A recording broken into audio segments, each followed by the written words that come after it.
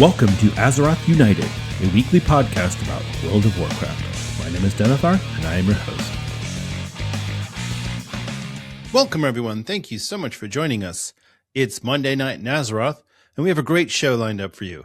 We're going to be talking about the year 2025 and doing a little bit of a retrospective on the past year in World of Warcraft, all of the things that were announced, the things that changed, the things that we got, the things that we didn't get, and a little bit of everything. I was originally going to do a War Within retrospective, and I decided I wanted to broaden it and just discuss the year 2025 in specific. I might go back and do the War Within in detail later and go through all of the systems, delves, follower dungeons, follower story raids, all that. But that might be next week. I don't know. We'll see. For today's episode, we're just going to be going over all of the things that happened in Azeroth in the year 2025. And that'll be the show. So, there's some news, but it's actually a really quiet week. This week between Christmas and New Year's always a little odd, especially when it falls midweek. So Christmas and New Year's obviously on Thursdays this week or this year. And I don't know. It's like this whole week has just been dead. I just took this week off work. So I'm not going to bother working.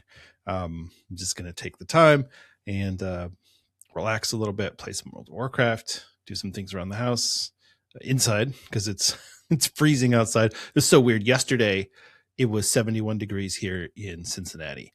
Today, it's 25.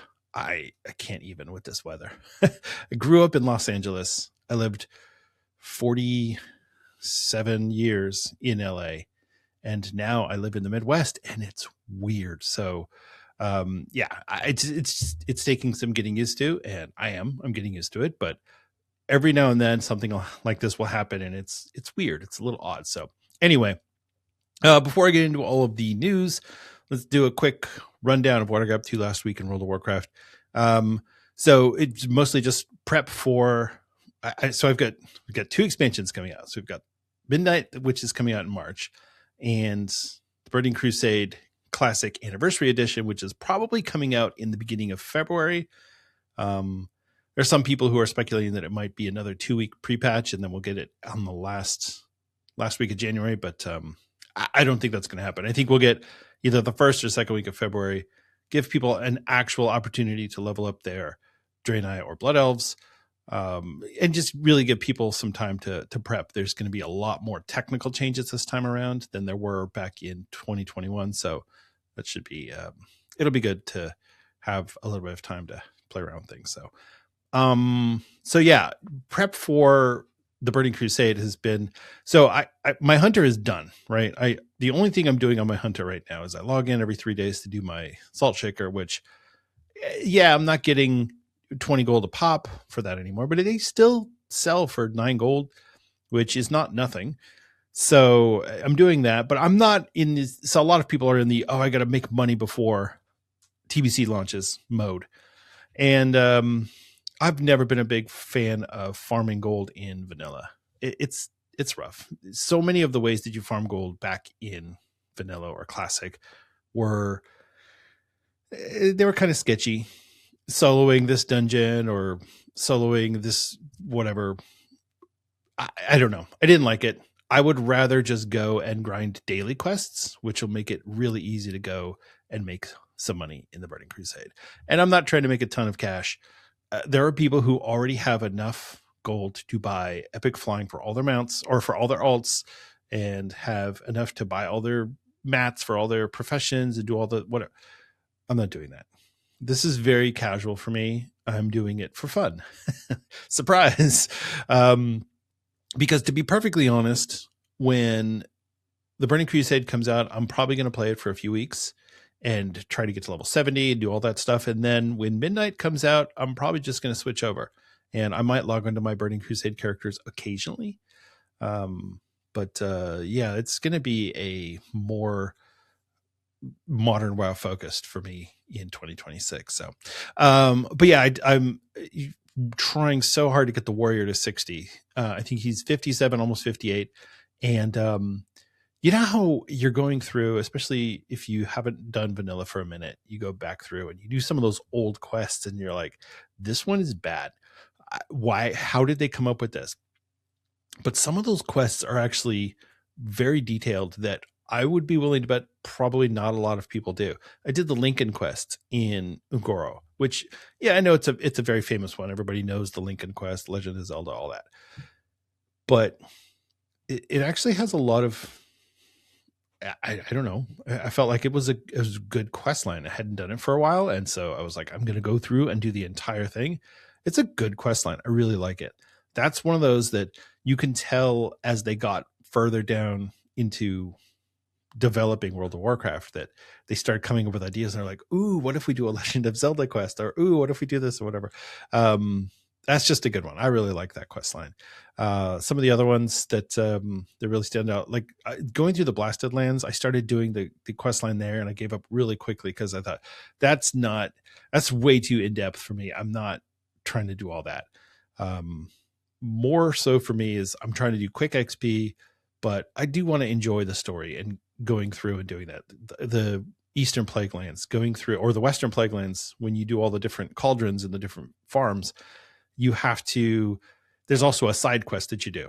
And sometimes it requires you to, like, there's one that takes you back to Stormwind. There's one you have to like find a key to open the outhouse. So you can get the key for the box that's upstairs, the cabinet that's upstairs. It's, I don't know. I really like doing all of the zone, and it feels good. It's enjoyable for me. So I've had a really good time leveling up and kind of focusing on that aspect of WoW, just taking my time and enjoying the story. So I'm not, like I said, I'm not getting too in depth into the story, but I haven't even done Blackrock Depths. So I'm 57, almost 58. Haven't done BRD once.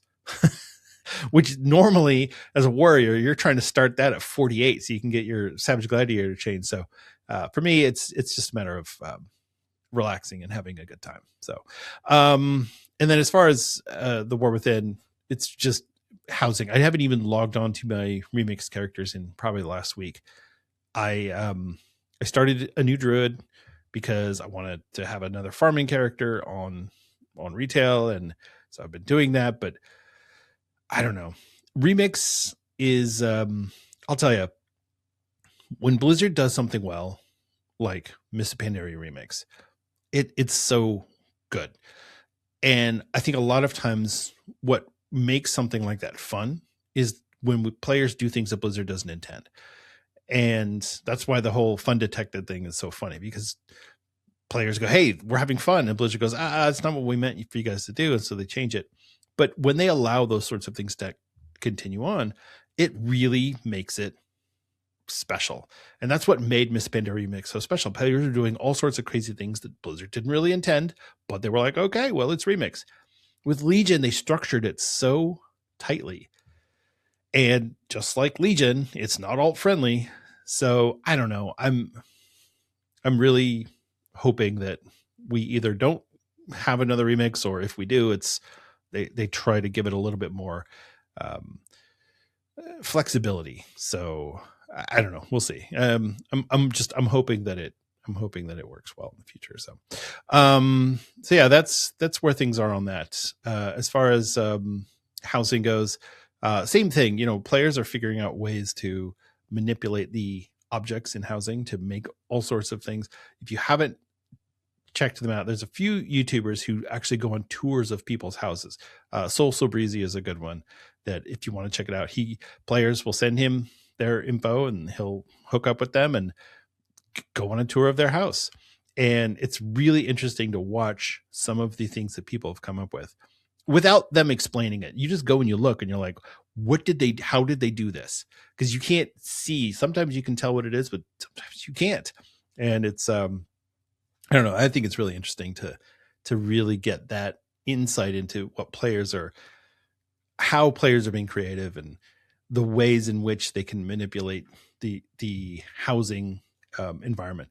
I know a lot of people are running out of their decor in housing, which obviously is a big problem, but we're going to get a lot more decor as we go into midnight. It's going to go up pretty rapidly, although our room budget will go up too. So we'll have to see, but I'm looking forward to it. I'm trying to finish my house and like finish in terms of the early access. I'm going to probably change a lot of it when we get into midnight. But as for right now, I just want to have something where I feel comfortable with it. I'm practicing some of the different things that I can build and learning the interface. And so that's how I'm approaching it. So player housing is probably going to take up a lot of my time in midnight. Not just in actually designing stuff, but the farming. The farming. Yeah, it's been rough. I talked about the lumber, but yeah, trying to go and get, I made the books for the, Dragonflight inscription. You need, 47 lumber to make the 3 different Dragonflight books that you can put on your mantle or whatever, or your bookcase. So yeah, 47 lumber, which is, it's not insignificant. And if you've tried to make a library, you know that that's not easy to have all of those books on there. So anyway, that's what I've been up to. So anyway, that's this last week in WoW. And like I said, it's been a slow week as far as news goes, but I've been playing a lot of WoW because I'm off work. So it's been a good time. So anyway, all right, let's get on to the news. And let's do that.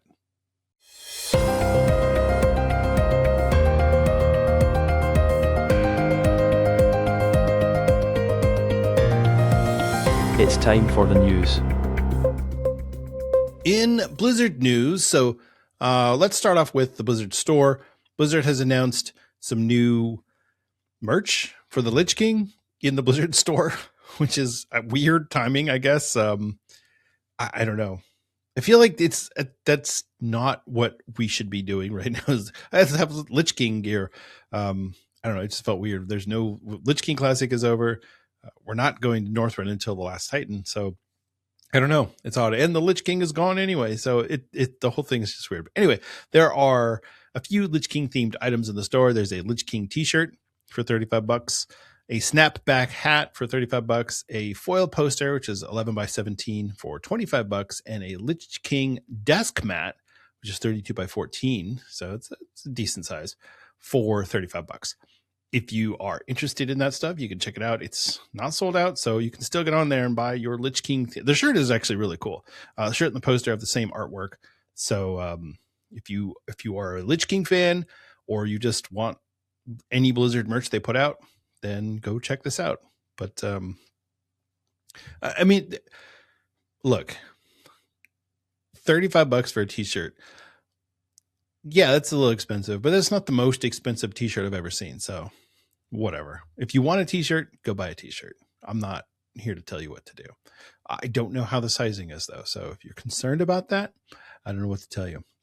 All right, let's talk about Classic before we get into the rest of the news.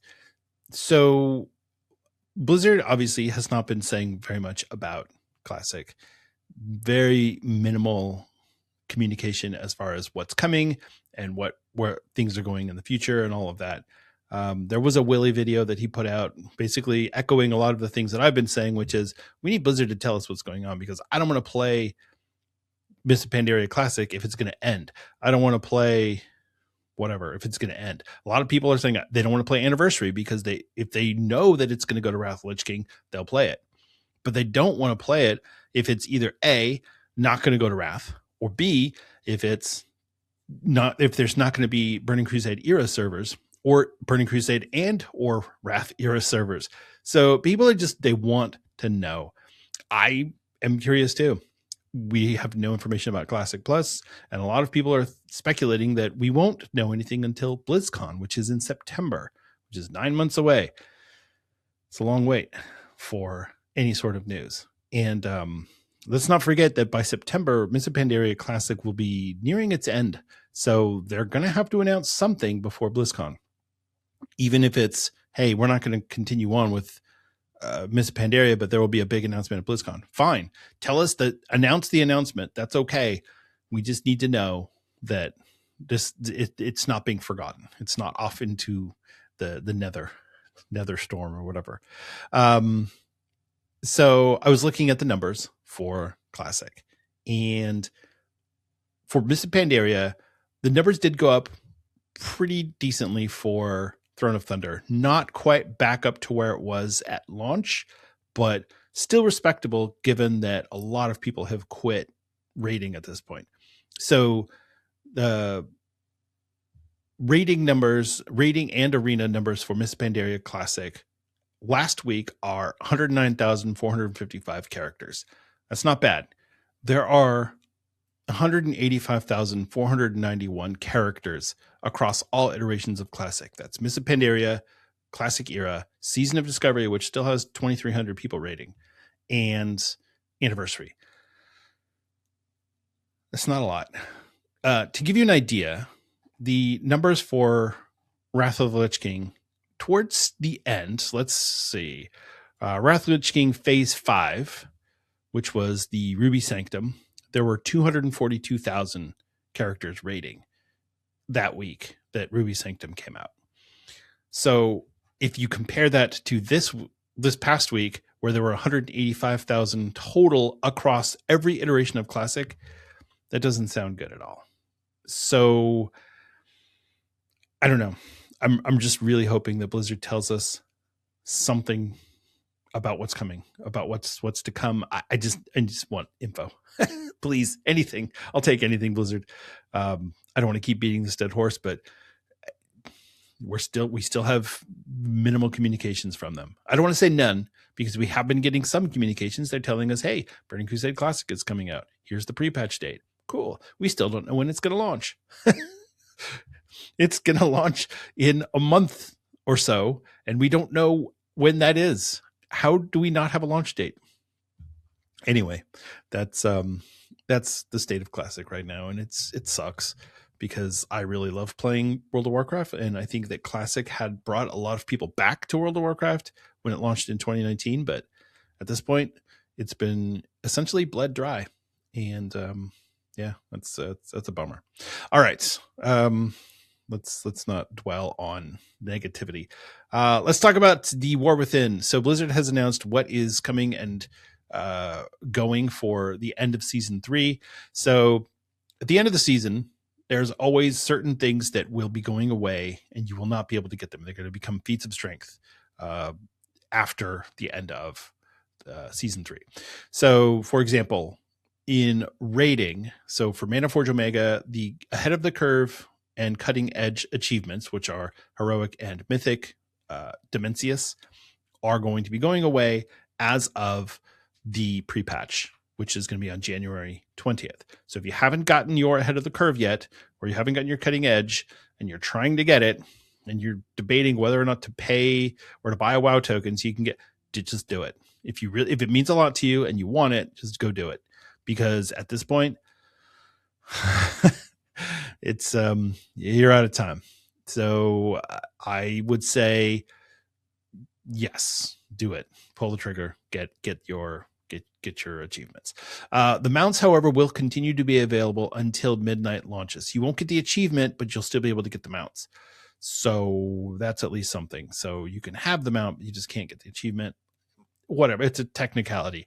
So the achievement itself is tied to Season 3, which will end on January 19th in NA and January 20th in EU.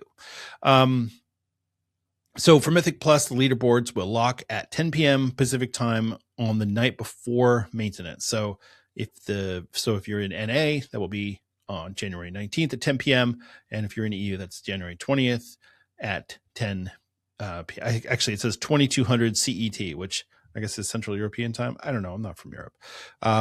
So that's happening on those nights. So the night before maintenance is when everything will lock as far as the Mythic Plus leaderboard. So the ratings for the 0.1%, which is the Unbound Hero title and achievement, will be recorded at that point, and then the title will be rewarded in the weeks after the launch of midnight. Probably it might be before midnight. I don't know, but it's going to be a few weeks before because they have to go through and calculate everything. And I don't know, probably some unpaid intern that's got to go through and do all the numbers manually.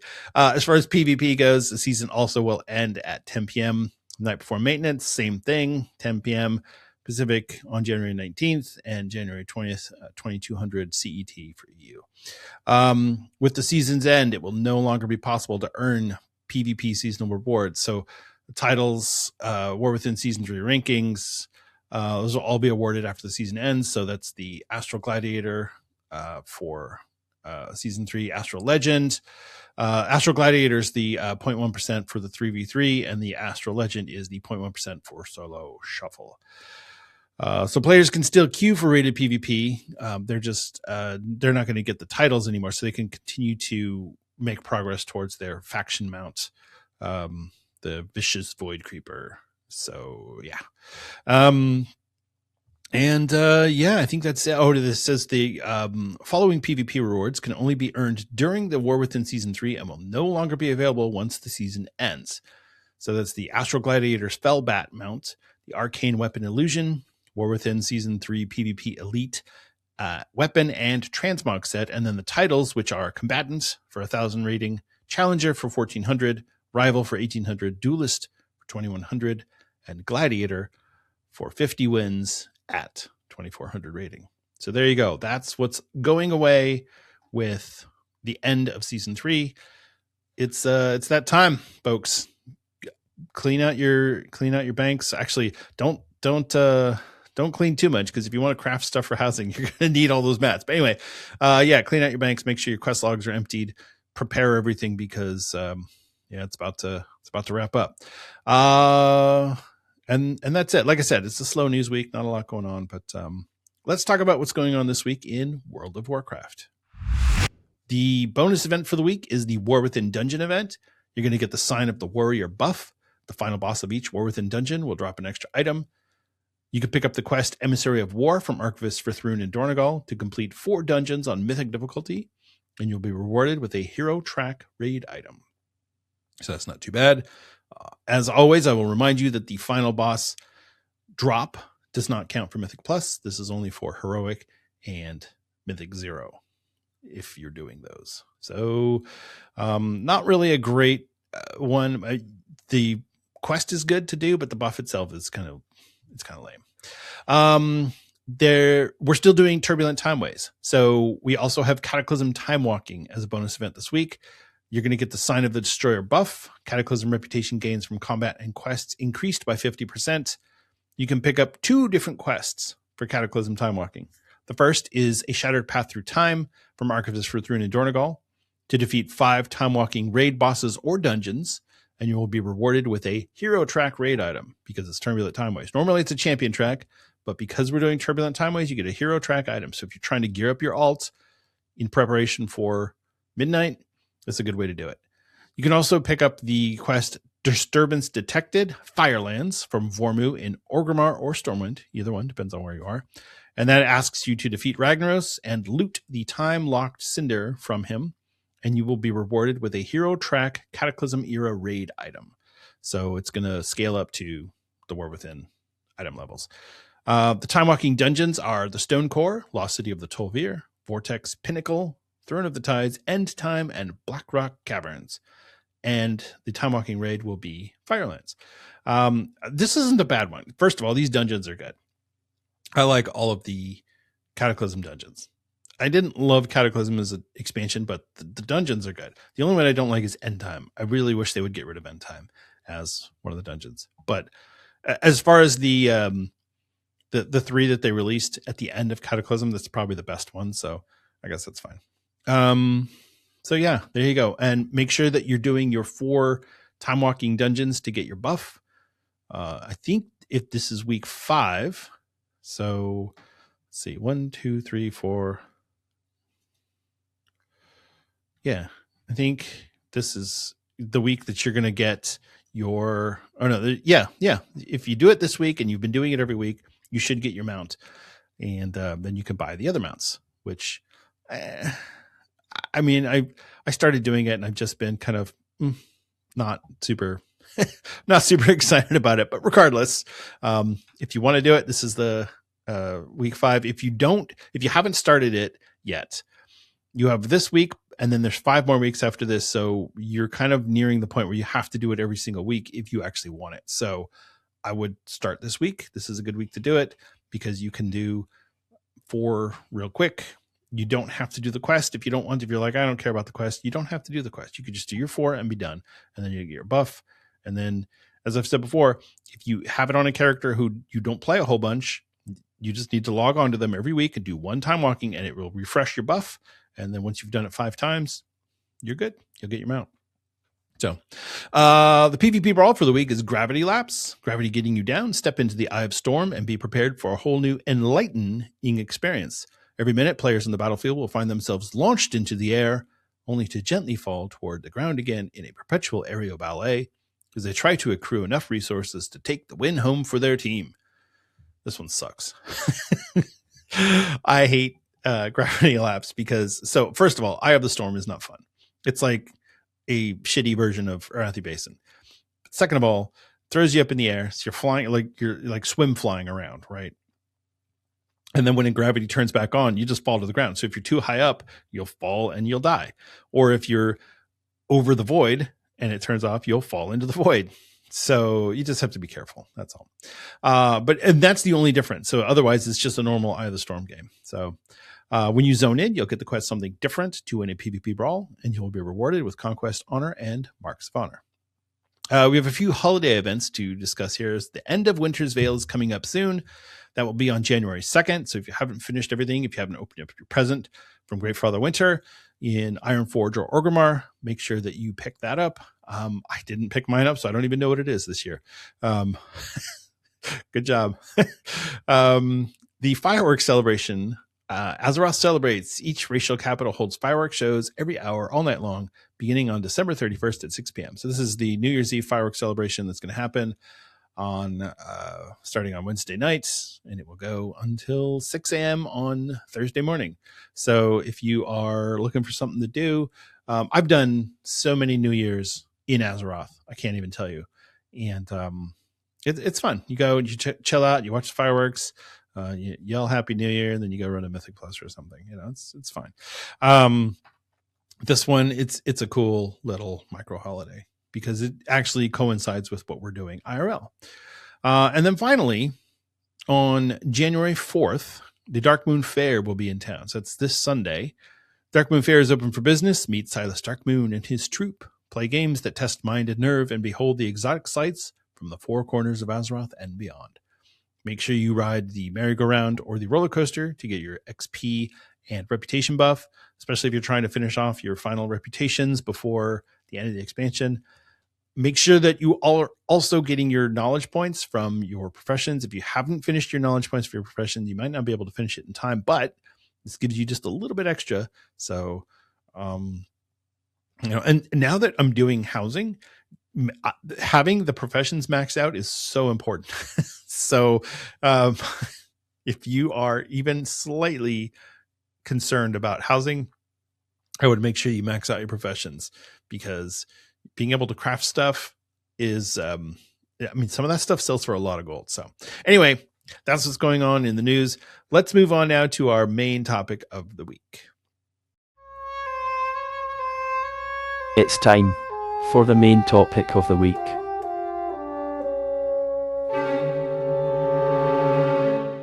All right, so in the past, I've looked at what's coming in the future. What's the roadmap for the next year going to be? How are we going to kind of play through things? I have done a little bit of year in review, but this year I wanted to go through each thing that has been released, announced, happened, going to happen, whatever, in World of Warcraft for the past year. Now, it's important to remember that we have 4 different flavors of WoW that were going on during 2025. 5 if you count Classic Era, and 7 if you count the 2 different iterations of Hardcore. But regardless, there are currently 3 main versions of WoW plus Season of Discovery, which is technically still available. And so I wanted to kind of go through and identify how the year went and what we experienced, and kind of look at it from a large standpoint of what did WoW do? What did we do this year? Because people like to say, oh, WoW is dead. I'll tell you, friends, WoW is not dead. There's a lot going on. All right, let's start off with where everything is in terms of time. So at the beginning of the year, beginning of 2025, we had the anniversary service had just launched, and we got phase 1, which was Molten Core, Nexus Layer, Maraudon, all the normal stuff that you get at the beginning of class. I mean, it's so old hat now at this point. We all know what it is. Season of Discovery was in phase 6, which was Anchorage. The Cataclysm Classic was in phase 3, which is the Firelands. And the War Within was finishing up the Siren Isle patch, which was patch 11.0.7. So everything was kind of chill at that point at the beginning of the year. Right off the bat, we had Anniversary Phase 2, which was the Dire Maul, Lord Kazak, Azurgos, the Honor System, PvP ranking, Battlegrounds, Warsong Gulch, Alterac Valley. All of that hit in January. And Blizzard said the Anniversary was going to go faster than Classic did in 2019. So it's somewhere in between what Season of Mastery did in 2021 and what Classic did in 2019, both of which were faster than what Vanilla WoW did in 2004. So yeah, we were pumping through things pretty quickly. So Anniversary Phase 2 hit in January on the 9th. And then at the end of January, we got Season of Discovery Phase 7. So Phase 7 to me was one of the most interesting ones, because not only did we get Naxxramas, the 20-man or 20-player version of Naxxramas, which is kind of cool. We also got Karazhan Crypts. Now, Karazhan Crypts is one of those dungeons that has kind of a urban legend type of story behind it. All of these things that Blizzard was going to do with Karazhan, all of these things that they were going to do back in Vanilla, and they ended up doing it in Burning Crusade. Karazhan was the first dungeon completed, blah, blah, blah, blah, blah. Whatever Karazhan was going to be in the original Vanilla, what Karazhan Crypts was really cool.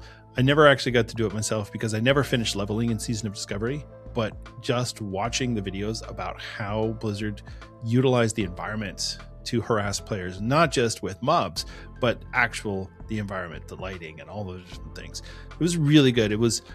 That was the point where I looked at Season of Discovery and I thought Blizzard could actually do Classic Plus, because they finally got it. They understood this is what people want. They want new experiences in the vein of classic World of Warcraft. So yes, Season of Discovery is obviously gone, and we'll talk about that in a minute here.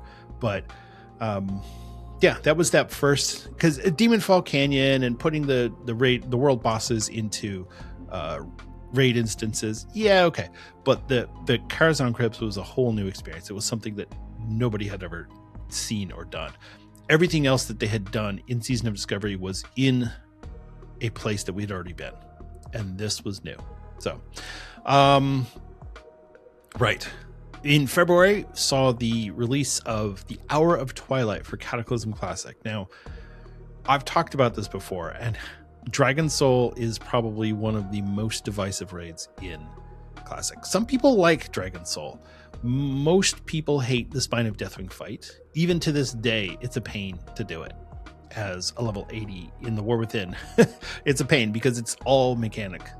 It's not something you can overpower. Now, you can overpower the mobs that you have to kill, but you've got to do it in a certain way, or you're gone. It's toast. So yeah, Dragon Soul. Interestingly enough, in 2012, was it 2012 or 2011 when Blizzard first launched Dragon Soul, that also included the launch of the Raid Finder, or LFR, in original Cataclysm. This time around, Blizzard decided that they were not going to proceed with it. They had some technical issues with the Raid Finder, that it wasn't working properly, and they decided not to launch it with Cataclysm Classic, a decision which will come back later. And I, for one, think this is a good change. I think this is something that I'm glad they did, but in some ways I feel like it maybe hastened the downfall of Classic, because one of the things that Raid Finder does is it gives you the opportunity to experience the content without having to run at a high level. And not that, oh, Dragon Soul's so hard.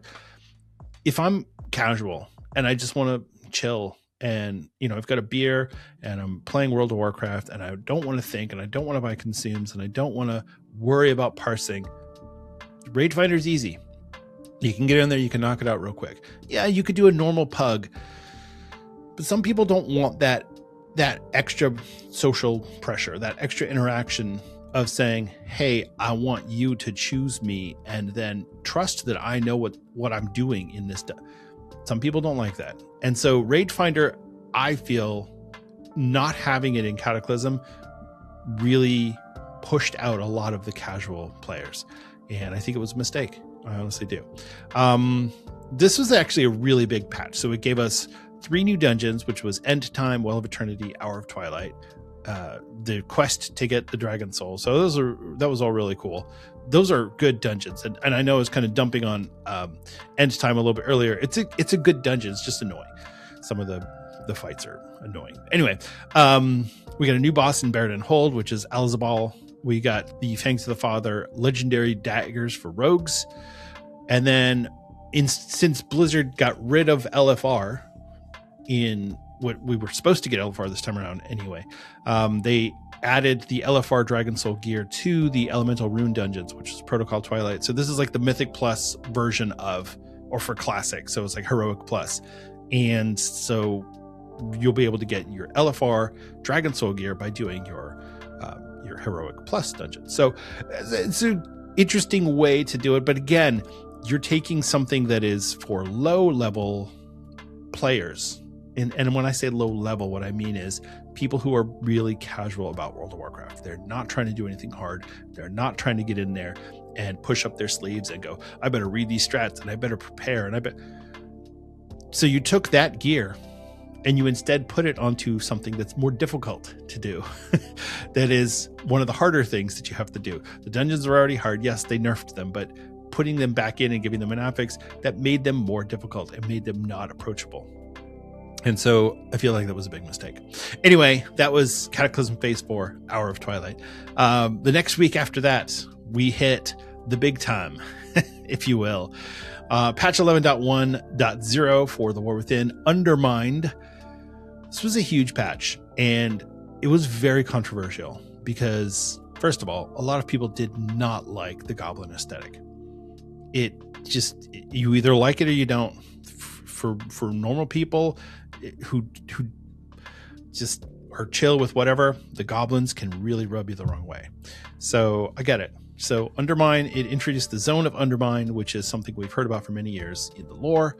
So we finally got that. Turns out Galliwix is there. The story took us to Undermine for unexpected reasons, but it makes sense if you squint your eyes really hard and go, I think that makes sense. You can kind of make it work. But the raid itself was a side quest, and that bothered me because the story was completed.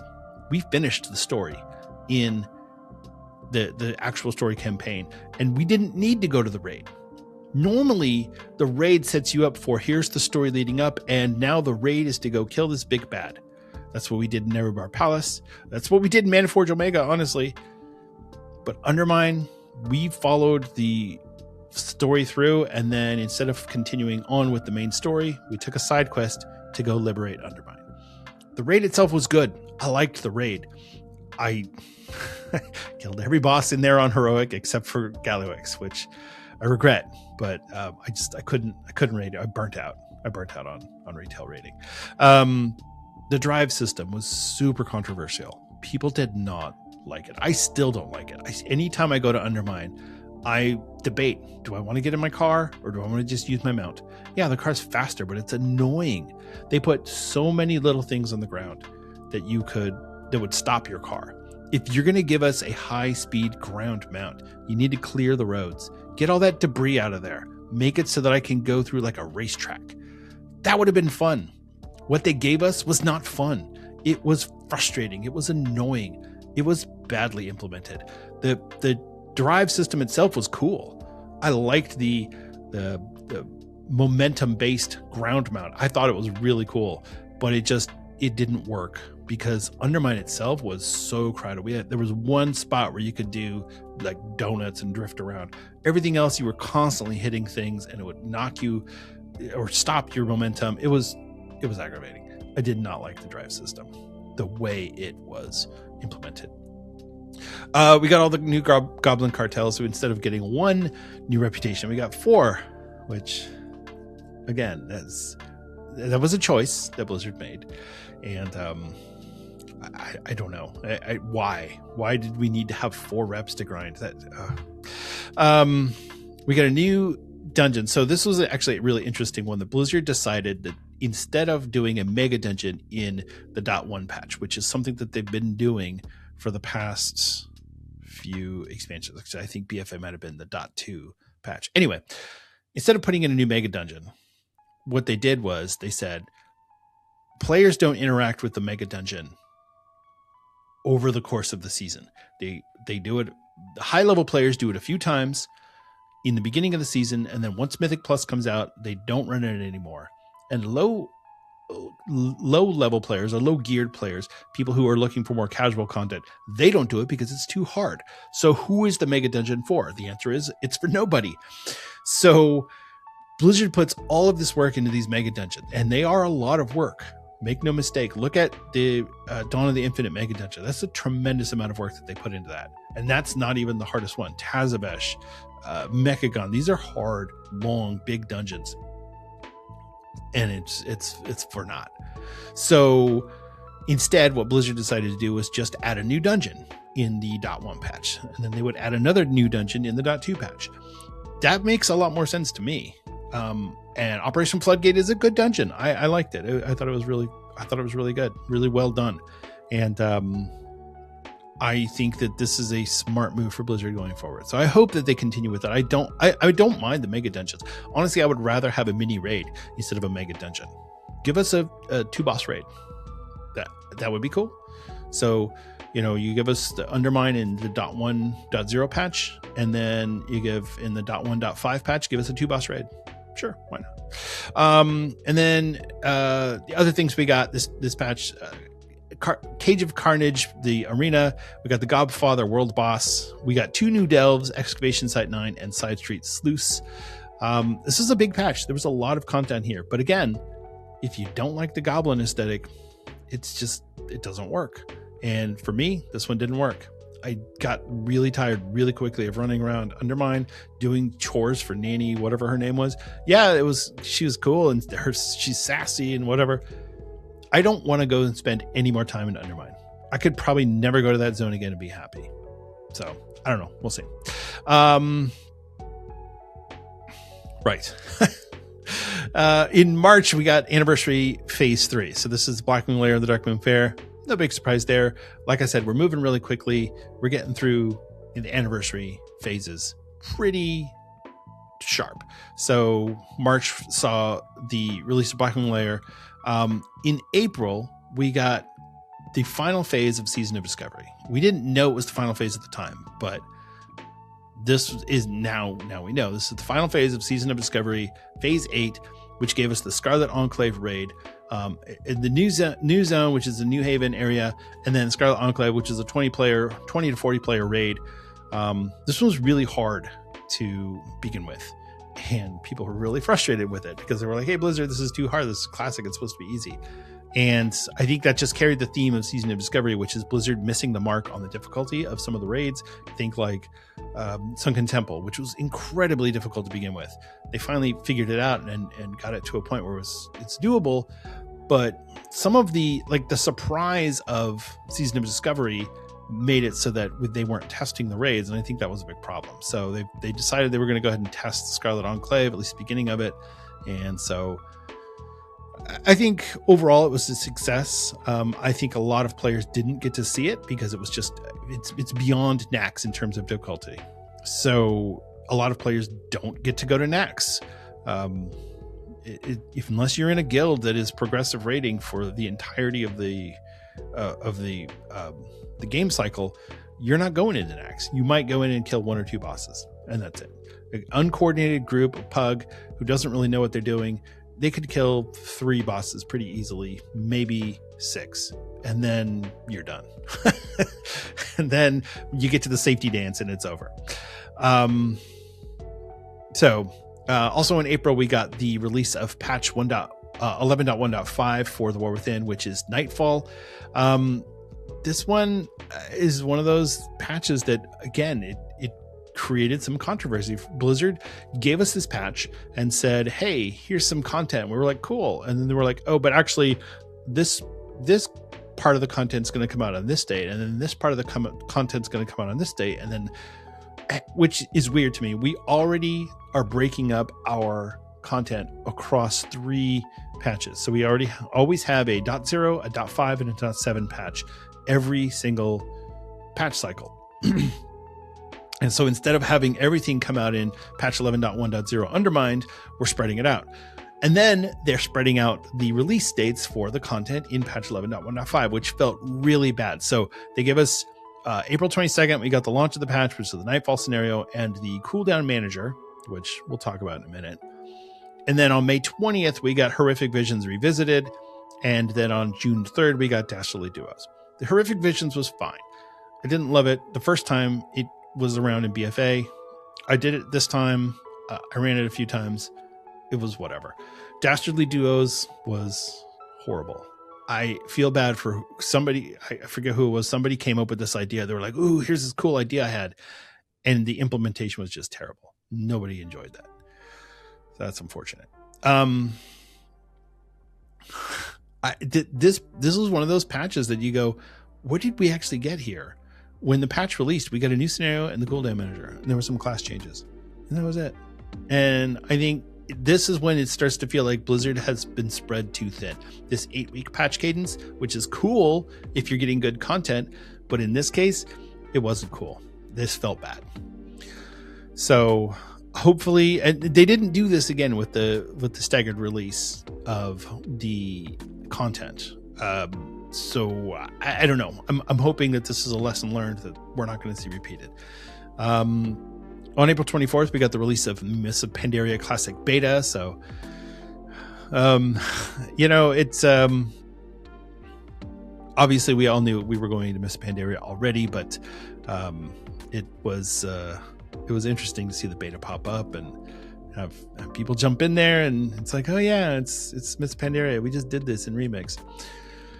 And then Anniversary Phase 4, which is Zul'Gurub and the Dragons of Nightmare included into one phase, and then Arathi Basin as well. That released on May 1st. So we had a lot of content come out in a short period of time. But again, patch 11.1.5 gave us 2 things that we didn't actually get for a month plus after that.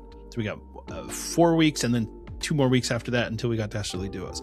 And we didn't even know what it was going to be. By the time Dastardly Duos got here, people were so frustrated that they were like, this is stupid, I'm not going to do it. And then it was so. We did, however, get the Season 2 Turbo Boost, which is a new idea that Blizzard had, which gives you the idea of, all right, rather than just saying, hey, we're halfway through the season and people are just going to start dropping off. It was like, hey, why don't we make it so that you can level up or gear up your alts?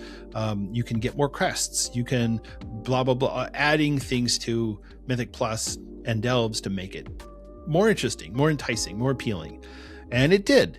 We got the disc belts. We got the overcharged Delves. We got crests unlocked. So your crest cap was opened up. We opened up the amount of upgrades that you could do on a piece of gear. So instead of like for hero track or myth track, instead of being 6 upgrades, you can now do 8 upgrades, which is great. Except that now people were frustrated that they had to upgrade their myth track gear more, which meant farming more crests, which meant doing more keys that they didn't want to do because they thought they were already done with that piece of gear. So again, it's a good idea. It's just maybe the implementation wasn't great. And tell us that this is coming right off the bat. Hey, we know this is going to happen at this time, which is what they did with Season 3, honestly. So now we have the... this one was really interesting. So Mists of Pandaria Classic, obviously we knew we're in the beta. Everything's going along just nicely. And Blizzard announced that there was going to be some rewards for doing things before Mists of Pandaria launched.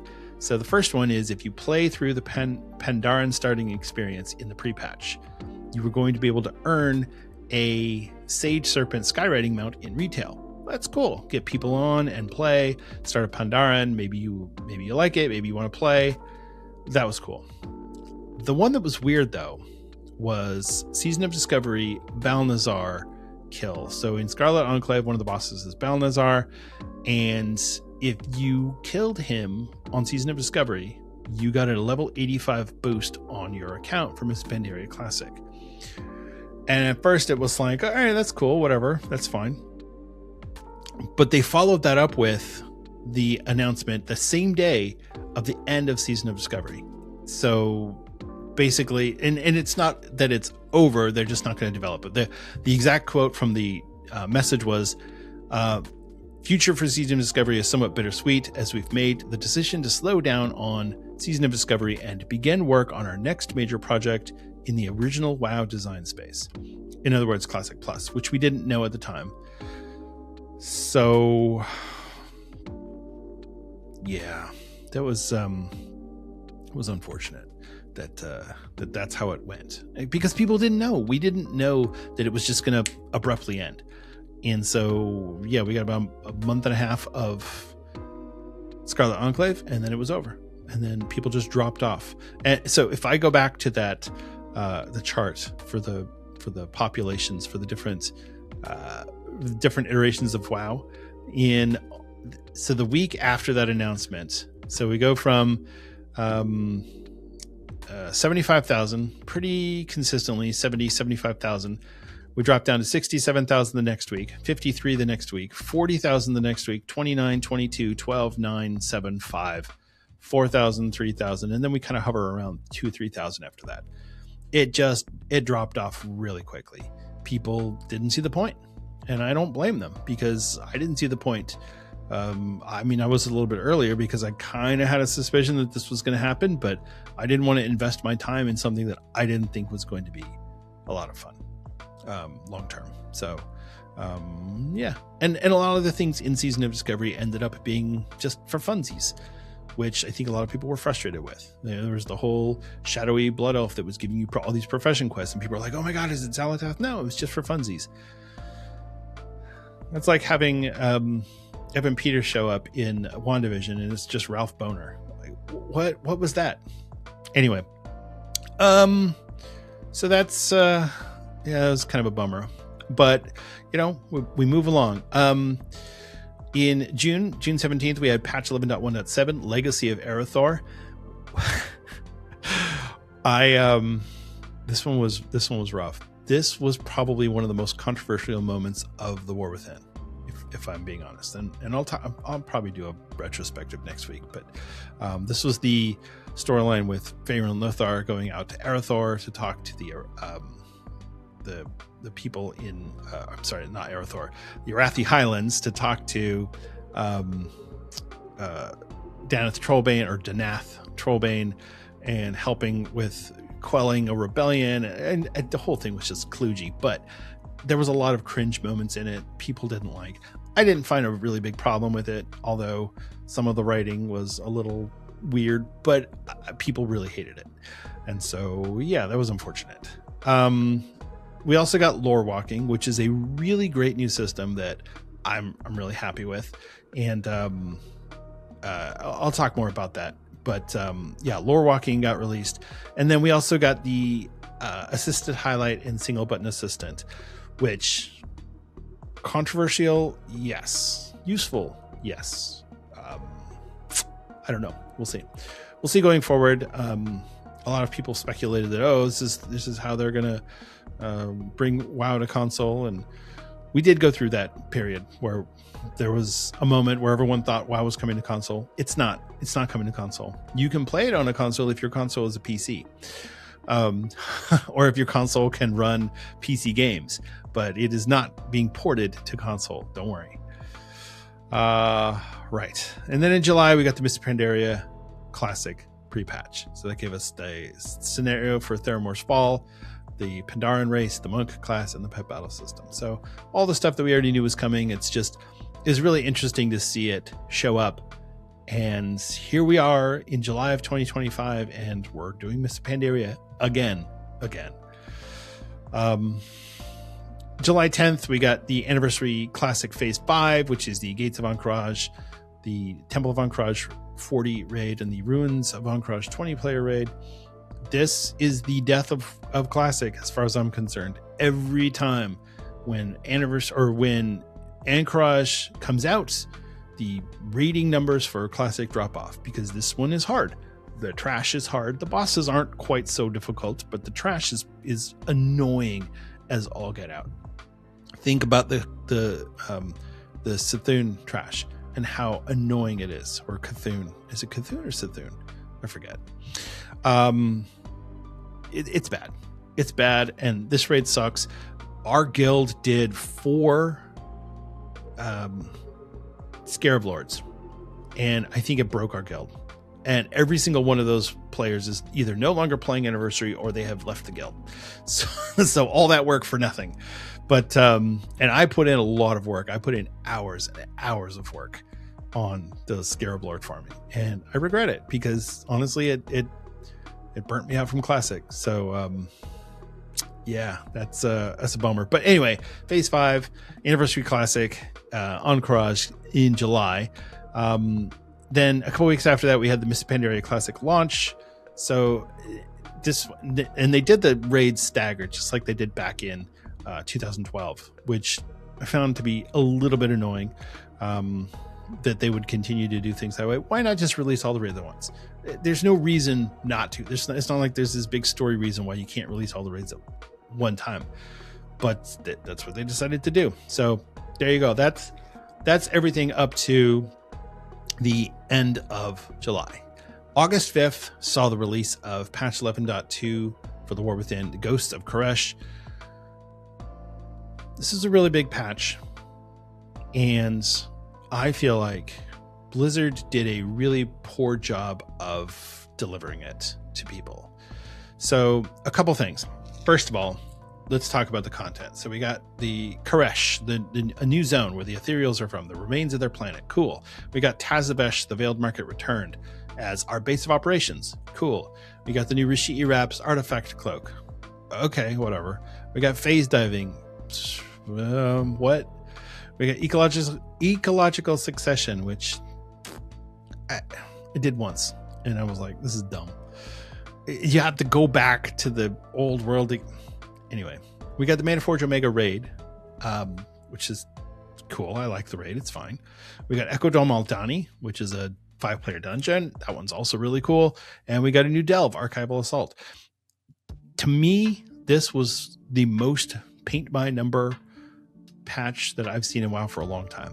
It was just like, here's your one dungeon, here's your one delve, here's your one outdoor event, here's your one special item, here's your one new zone, here's your one new base. It just felt so formulaic.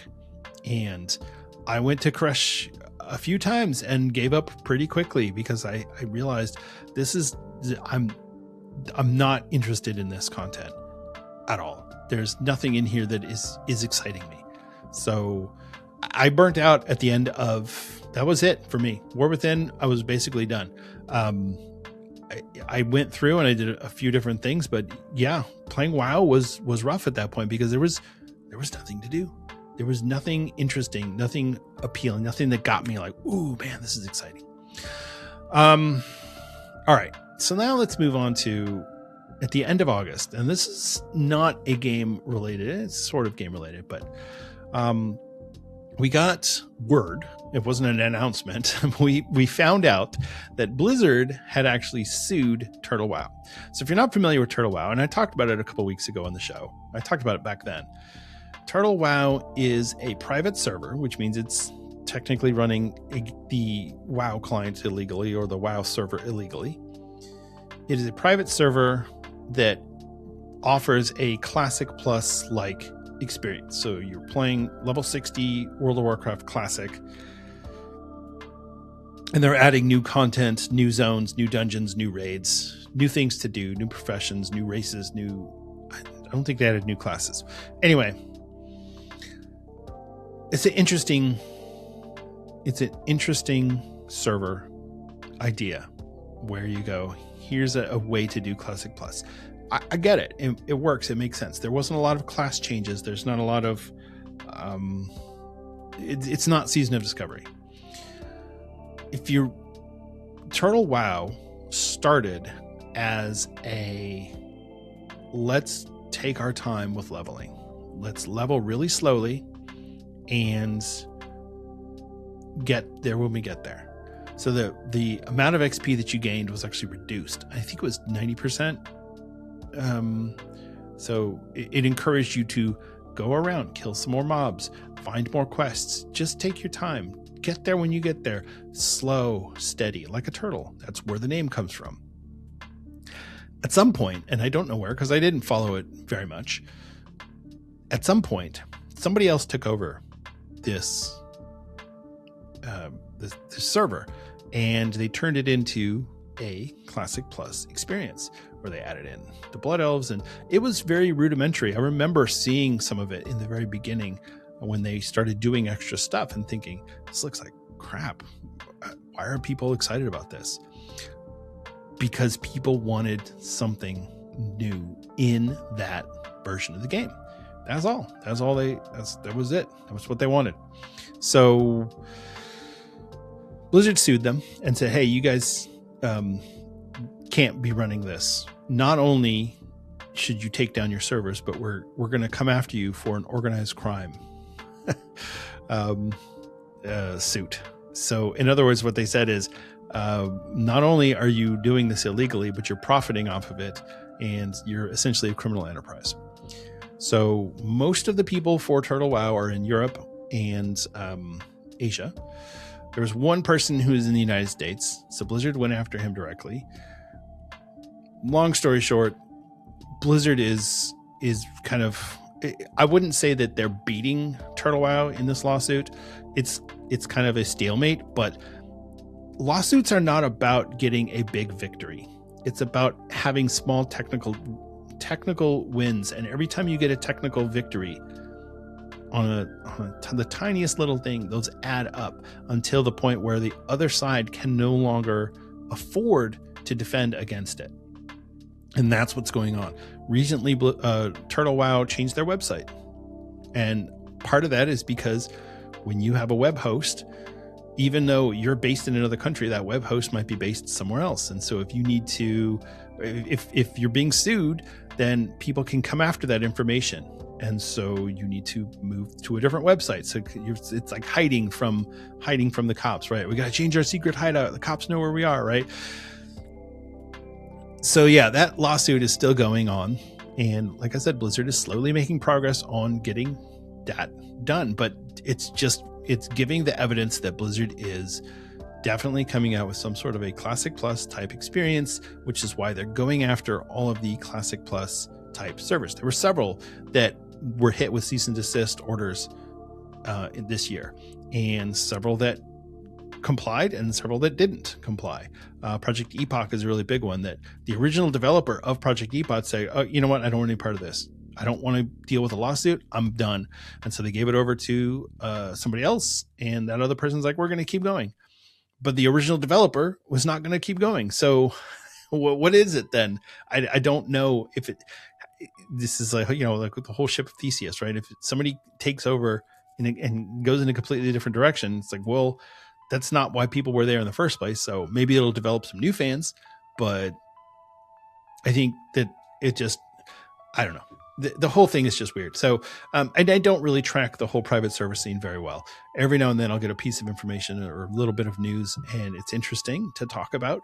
But by and large, these are small and insignificant. Turtle WoW was the big kid on the block. They were making a lot of money. Blizzard alleges that the amount of money they were making was in the millions of dollars, which is a lot for running a private server. So yeah, be interesting. So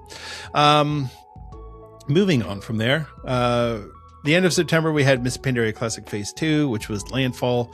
So they gave us a couple new scenarios and the Brawlers Guild. Again, Miss Pandaria, lots of content. But when you break it down, there's not a lot of... The scenarios are fun once, maybe twice, and then you don't want to do them anymore. There's a whole bunch of new daily quests that you have to do in was it Krasserang Wilds. It's fine. You're earning rep with a new faction, but again, we've done this before. The nostalgia has worn off, and a lot of people are doing it just because that's where their friends are. My friends are in this guild, and this guild is in Miss Pandaria Classics, and so that's what I'm going to play. That's pretty much where we are at this point. The Midnight Alpha launched at the end of September, and then Anniversary Classic Phase 6, which was the Naxxramas phase, launched at the beginning of October. It's October 2nd. So that gave us the Naxxramas, the Scourge Invasion, and Silithus World PvP. Nothing exciting there. The next week gave us the patch 11.2.5, which is Legion Remix. So rather than having a separate patch that gave us a bunch of other stuff, the Legion Remix was its own patch. Yes, there was a few things that were added at that point, but that was pretty much all the content that we got in patch 11.2.5 was Legion Remix. That was it. That was the whole thing. And we'll talk about Legion Remix in a couple weeks. Maybe that's what we'll do next week. We'll do Legion Remix and a little bit of the War Within, because I have thoughts. The Season 3 Turbo Boost kicked in October 21st, so they did the same thing again, increasing the amount of upgrades that you can get, crests uncapped, blah, blah, blah. Again, this is all feeling very formulaic at this point. Midnight Beta launched November 11th. Patch 11.2.7 launched on December 2nd, which is that's what gave us the player housing early access. So and the storyline for Arator going and meeting up with his Aunt Marisa, but player housing was the big thing here. Now I have a real problem with this because we're still in Season 3 for the War Within. It's still going on. Season 3 has a couple more weeks left. So Blizzard essentially cut off the end of the season with player housing. Yes, some people aren't doing player housing. I get it. Some people aren't doing Legion Remix, but all of these things that are designed to entice people to play World of Warcraft are distracting people from playing World of Warcraft. They're doing these other things instead. When I guess from a subscription standpoint, it doesn't matter to Blizzard. They're like, hey, these people are paying for a sub. Either way, I don't care. But for people who are interested in actually doing competitive World of Warcraft, this was a big problem because it cut down the number of people who are playing in endgame content. So I don't know. We'll see. And finally, on December 9th, Miss Pandaria Classic Phase 3, Rise of the Thunder King. This is the Isle of Thunder, the Isle of Giants, and the Throne of Thunder raid. That was the whole year. And so we got a lot of content this year. A lot of things happened in WoW. A lot of things were going on. Anniversary Classic went through almost its entire life cycle in this year. We're going to hit Burning Crusade Classic in a couple weeks. January 13th is the pre-patch, and that'll essentially be the end of vanilla for Anniversary Classic, although you're still going to be level 60, but you're going to get your new talents. You're going to get the Draenei and Blood Elf races, so Alliance can have Shaman and Horde can have Paladins. January 20th is going to be the release of the Midnight pre-patch, so we're going to get the new Devourer Demon Hunter spec. We're going to get Void Elf Demon Hunters. We're going to get a lot of changes with add-ons. Oh, man. Okay, so I'm going to talk about add-ons just really quickly here. So this whole add-on apocalypse that we talked about before, where Blizzard is essentially eliminating the use of combat add-ons. A lot of people are really upset about it, but a lot of add-on developers are filling in and taking over and saying, we'll develop something within Blizzard's new rules. So what happened is Weak Auras was the big one. And Weak Auras decided as a team that they did not want to continue developing for the War Within. They didn't want, or for Midnight, they didn't want it to be something that, and I forget the exact phrase they used, but basically they didn't want to just be a display add-on, right? Because Blizzard is the one making all of the decisions in the back end. And they're presenting that information to add-on developers, and those add-on developers can present that information in different ways. A lot of add-on developers are happy to do that because then they don't need to have all the technical know-how to go and do all of that stuff on their own. Weak auras figured out all of that stuff over time. They added to it. If you look at weak auras, and it had a different name when it first came out, but if you go and look at it in the earliest iterations of it, it was very rudimentary. You couldn't do a lot with it. Whereas now it is so advanced and it can do so many things. It's no wonder that Blizzard has decided that they need to get rid of this add-on. And if that's the only add-on that goes away, I think Blizzard will be happy. I don't think that they want to necessarily punish the Weak Auras team for being too good at their jobs or, too good at developing this. I think that they need to get rid of that as a threat, because every time they do something, every time they make a change, every time they make an adjustment, if they go small, Weak Auras will come in and fill the gap and they're back to square one. So I feel like you have to get rid of Weak Auras, but at the end of the day, Blizzard is still going to be providing this information to us. It's just not going to be presented in the same way as Weak Auras was presenting it. It's not going to be as flexible as Weak Auras. It's not going to be able to give us all of the different things. You could run 0 add-ons and just use Weak Auras, and it could pretty much do 90% of the things that you need add-ons for. The problem is, when you have something as big as Weak Auras, there's nobody else is going to bother developing anything because there's already Weak Auras. Now that Weak Auras is gone, or has said that they're not developing for Midnight, you have all of these new add-on developers who are jumping in to fill in that gap, which is presenting the information that Blizzard is delivering in a way that players can enjoy and actually find useful. Because the default Blizzard add-ons are terrible, which we knew was going to be the case. But they said that they were going to make it so that we could display the information differently, and that's exactly what's happening. So I think the whole add-on apocalypse idea, yes, it's scary going into a new expansion with air quote no add-ons, but we will have add-ons, and Blizzard is going to be providing us this information. It's just going to be in a way that they can control, so they don't have to stress and worry about Weak Auras negating the boss fight or Weak Auras negating the boss mechanics. They are controlling Weak Auras now. They basically took over that functionality, and then they're going to be presenting that to developers and players in a different way. I think we're going to be fine, but we will find out on January 20th when everybody goes in, because there is no more time at that point. There's no more beta. There's no more alpha. This is it. This is it. This is when we are going to be without Weak Auras, and all of our favorite add-ons are going to function a little bit differently. Deadly boss mods, bigwigs, plater. These things are still going to sort of function, but they will not function in the same way. They will never function in the same way. So we just need to know going in that it's probably going to be a rough period of time. The pre-patch is going to be 6 weeks long. 6 weeks, which is, I think that's the longest pre-patch that we've had since Cataclysm. And if you remember, going from Wrath of the Lich King to Cataclysm, we went from no flying to flying, a complete redo of the old world. We needed the time. So this is going to give us the time to play around with different things, with add-ons. But it's going to be rough. So just keep that in mind. And then Miss Pandaria, we still have 2 more phases of Miss Pandaria, but I can't help but feel like it's over. I saw so many posts on Reddit of guilds who they cleared Throne of Thunder one time and said, okay, that's it, we're done. This is over. We're not going to hang around and do this anymore. It's getting too difficult. The raids are starting to feel like retail raids. People who were raiding in Classic were doing it because it was fun and easy. And now it's hard. And it's not just preparation that's hard, which is how it was back in Vanilla. If you go back to Vanilla WoW, the hardest part about raids was preparing. You had to get your world buffs, you had to make sure you had your flask, you had to do all these things. Now, the raids are actually difficult. You have mechanics that you have to do. And if somebody messes up the mechanic, it's a wipe.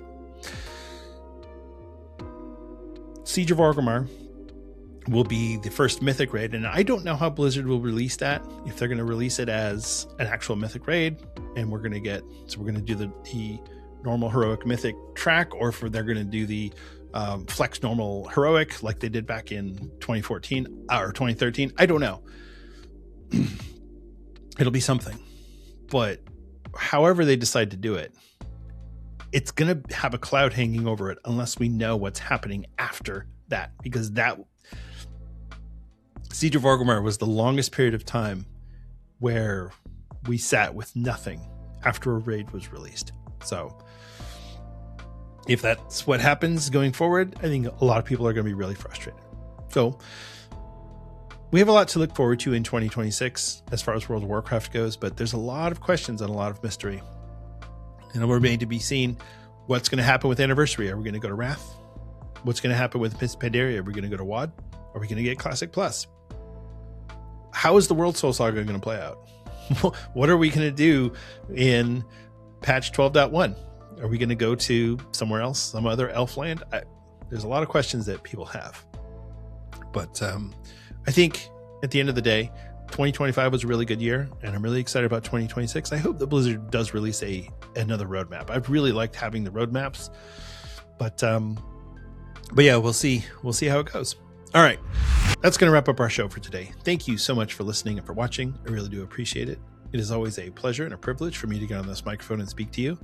If you are enjoying the podcast and you'd like to help us out, you could consider leaving us a 5-star rating and review on Apple Podcasts or Spotify. Those really help out the distribution. If you are so inclined, you could leave a comment or a review. Those would be really helpful. And if you do so, I'd love to read it on the air. So yeah, leave a review. You can be funny, you can be serious, whatever you want to do. Complimentary. Don't be mean. You know, if you want to say, hey, I don't love this podcast, okay, fine. But you don't need to do that.